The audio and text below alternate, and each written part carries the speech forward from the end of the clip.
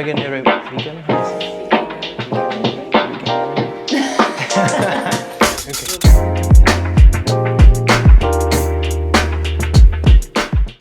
Hello, it's me. Hi there guys, Koji here, ComplEat.com. This is the Veganuary podcast where every day we have a new topic on helping you transition into vegan diet. So we go to the ethical, environmental, and the health aspect of the plant-based diet or a vegan diet, a vegan lifestyle. And I'm a sport nutritionist and personal trainer, so it's gonna bring the environmental environmental and ethical. I bring diversity of gender to your video. And in the previous podcast we had talked about lab meat and the sustainability of it, and is how affect the environment and of course animal suffering. And today what we're gonna talk about is plant-based meat alternatives. So all the fake meat products what's today available, they plant-based, rather than what we talked about yesterday, the lab meat ones. They are not ready to sell that. It's not approved to sell. I think only the chicken nugget one, but it's very expensive yet, and it still has to be approved as healthy or safe food, and so you can start selling it. But today we already have something which is coming in packages, so it's meat alternatives. Looks like a hamburger, meat pate, or you have like fake sausages. All of this, which is already, obviously we have the conventional food meat variants. Now we have a plant-based version of them, which is still maybe a little bit expensive and less readily available. Some areas of the world, like third world countries, or usually it's more spread around the UK and the US, I guess. Yeah, I mean And Europe less in likely. general maybe, but Yeah. yeah. Like I didn't see much around different Europe countries. I don't know how much you have like in Portugal, but in Hungary, for example, there's not much available. Maybe a couple of like milk alternatives, but nothing much about the meat, like fake meat. It might also be the region, sorry, migrants. The region, because if you go to the north of England, you might not see as many offers. Even in supermarkets, probably they'll have a section, but not as in here is like a major thing. But we live in Brighton. In London, I'm pretty sure things are the same. In Portugal, I was not living in Lisbon, and you were not living in Budapest, so I think that might have to do a little bit as well. Yeah, sure. Okay, well let's jump into it. Let's talk about it a little bit. How does it work? Obviously, it's made from plants, and they're pretty close now to the texture and the taste of a real meat. Some of them are bleeds as well. Yeah. And to the point of being a little bit creepy. Yeah. You remember when we did the first time the Beyond Meat burger? It really looks like it's bleeding when you start, when you put it in the fry pan, which is a little bit shocking. But yeah. Yeah, so they're pretty close to it. Like we were talking about it yesterday, it's more like a cultural aspect when eating meat. So it's something that what you're looking for, you have to replace that emotional attachment of that certain type of food or situations or celebrations or some kind of anything around that. Then that could be a good alternative to help you transitioning to vegan diet. Obviously, it's not targeted like who's already vegan, because vegans don't really care about eating meat or anything resembled to meat. Most of vegans are a little bit horrified or like disgust, feeling the taste of meat in their mouths, or just even because if it's there's not. the association with Yeah. So we don't really want to eat it, but here and there we have like the fate burger pate from Beyond Meat, or sausage we don't really do, but no much. yeah, we tried a couple of those. Some of them are good, some of them are not, but It's something we don't do very frequently anyway. Yeah. But yeah, if we just want to do something a bit different, or we're in a rush. We're in a rush, then try. Yeah, they're pretty good. It's no problem. Yeah. Okay, what you want to add to it? So I can talk a little bit about the sustainability part of it. So we were talking about the other day between us that what would be more sustainable, lab meat or plant-based meat. So I mean, as we said in the previous podcast, lab meat is probably going to be much more sustainable than raising cattle for meat consumption. However, I think plant-based meat, let's just get one thing straight. Eating whole foods, it's always the best option. So I'm not like even trying to compare one thing with the other. Whole foods, you can buy them without package. Exactly. It's much harder to buy a burger without a package, isn't it? If you go to a vegan butcher, maybe they can put it in just a wrapping in paper or something, but still it's not as easy. You can just literally buy a pepper or a potatoes without any sort of packaging or protection. So there's that. But also food is actually one of the most or one of the big issues with emissions and just pollution in general, and it's something that is always addressed in the summits, environmental summits, either even like in international meetings and such events, because we will always need to eat, so we need to solve the ways in which we produce our food, the harmful ways to the environment.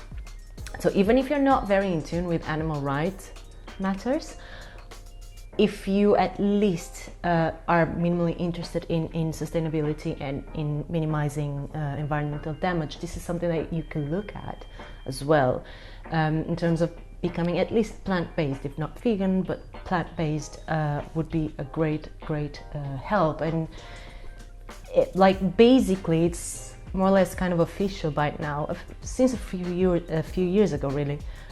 Even the UN, which is a political body, international political body,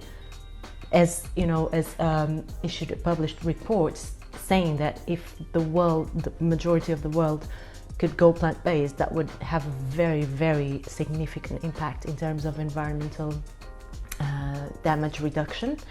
And just to give you guys a little bit of a notion of how things are at the moment, the other day I was reading a recent report that was issued by UN. So the study was made by FAO, Food and Agriculture Organizations of the United Nations. And so just a little bit of it, that says that around 23% of global emissions comes from livestock, and 33% of croplands.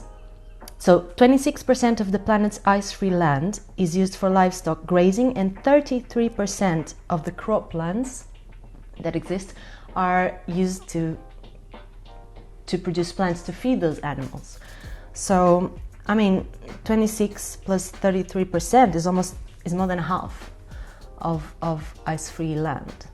And just to give you a little bit of a comparison base, the urban occupation of land in a whole planet I think is around 1%. I don't want to exaggerate, I can confirm that, but I think it's around 1%. So this, just to give you a little bit of a scale.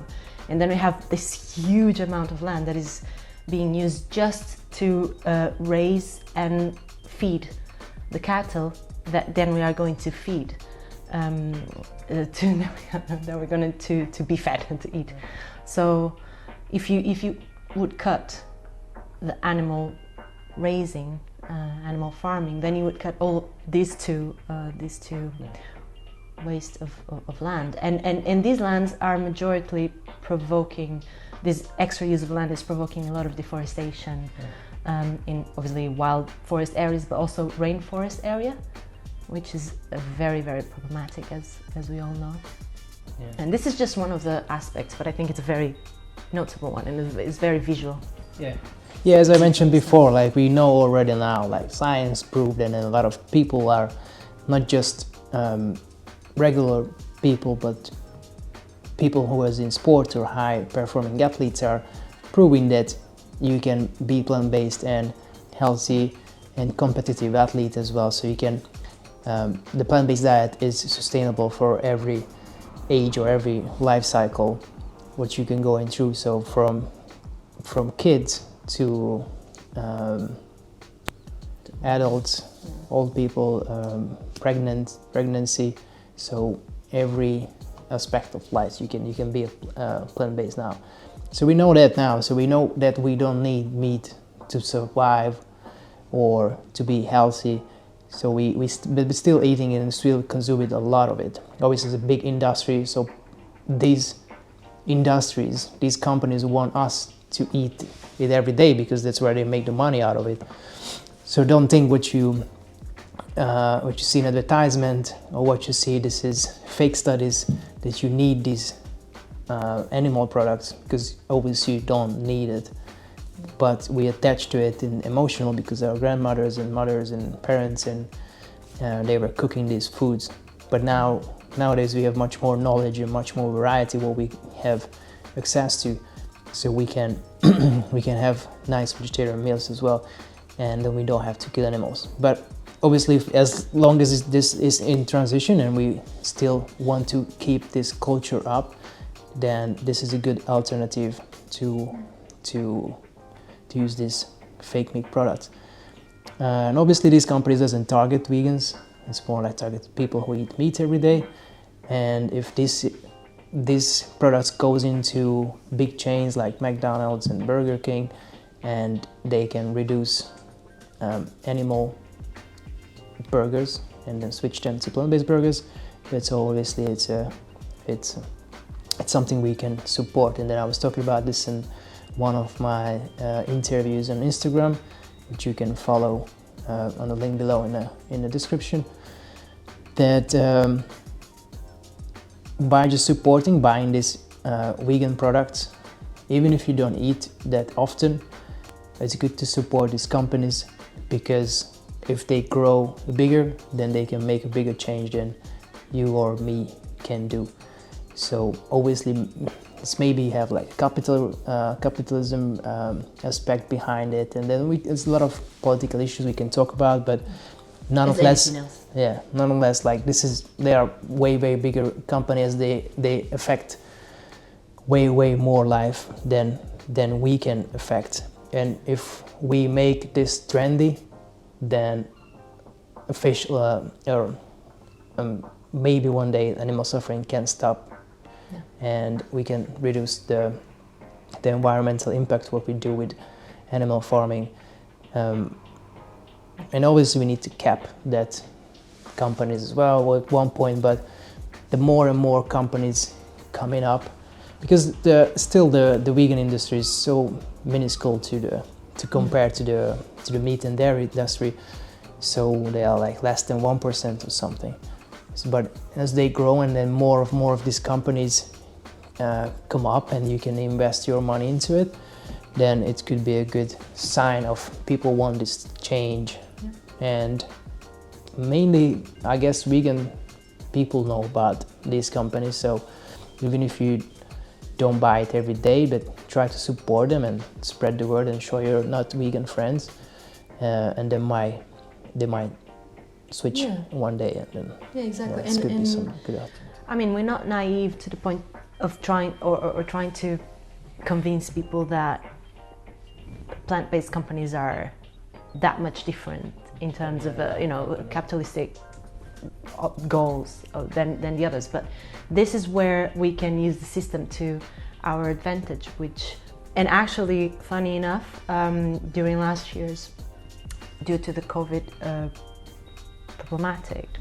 pandemic, companies started to invest much more in plant-based alternatives, even normal companies, the ones who sell everything, including meat and everything.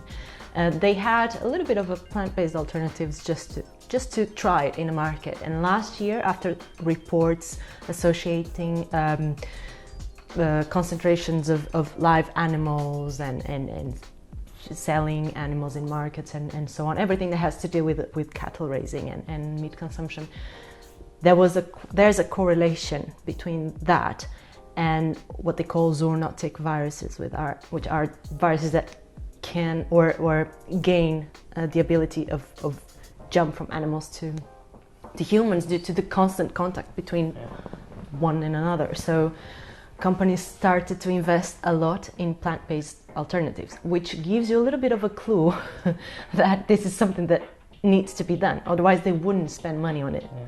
And secondly, the sales of plant-based alternatives. This is regarding the US. I haven't read about it in Europe, but I believe something similar might have been happening. So the sales of plant-based alternatives rised, I don't know, like 30% or so, just within the first few months of the COVID pandemic. And I believe people are trying to be more healthy or healthier, and maybe people are already listening to or hearing about these things regarding how raising animals can, has some risks that agricultural production doesn't have, and they're starting to change their habits, or at least trying to, and companies feel this in their revenues. Yeah.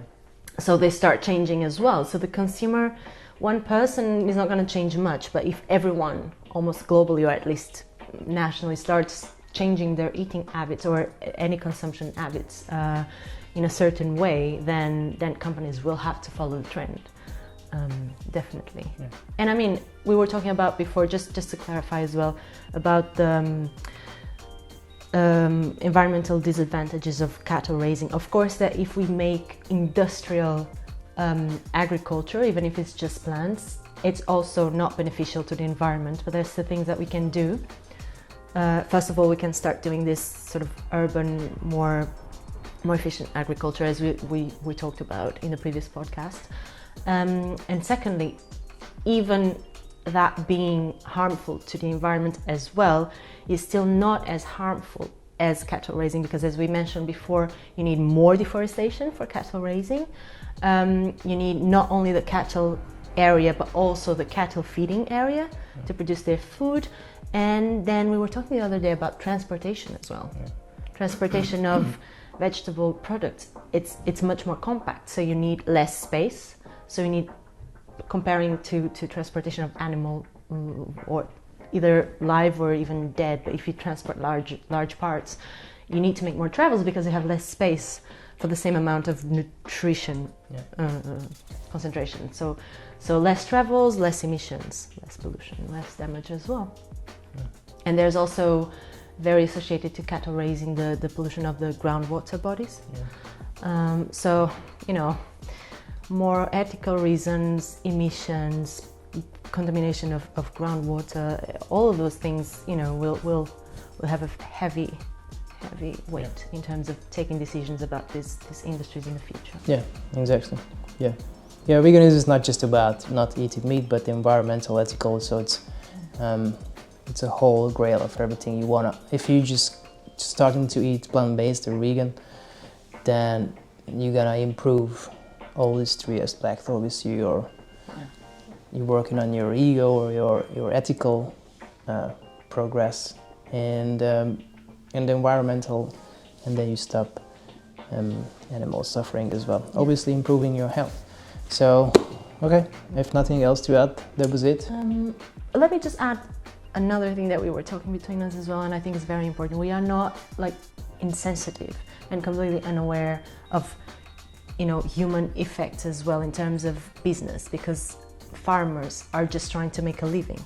I mean, farmers of cattle.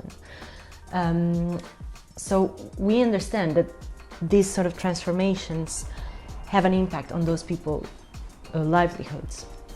However, we will have to change things, and the more we delay this, the more radical the change is going to have to be, and then those people are going to be in real trouble. If we do a planned transition, we are going to be much more able to address in an efficient way all of these different areas and help people to be to be subjected to a fair transition, maybe through government stimulus to transform animal industries into plant industries or something like that. I saw some people doing that on their own will because they become more aware of animal and environmental matters, and they decide to do that change. But but for the people who don't, there need to be stimulus and support on the part of the states as well.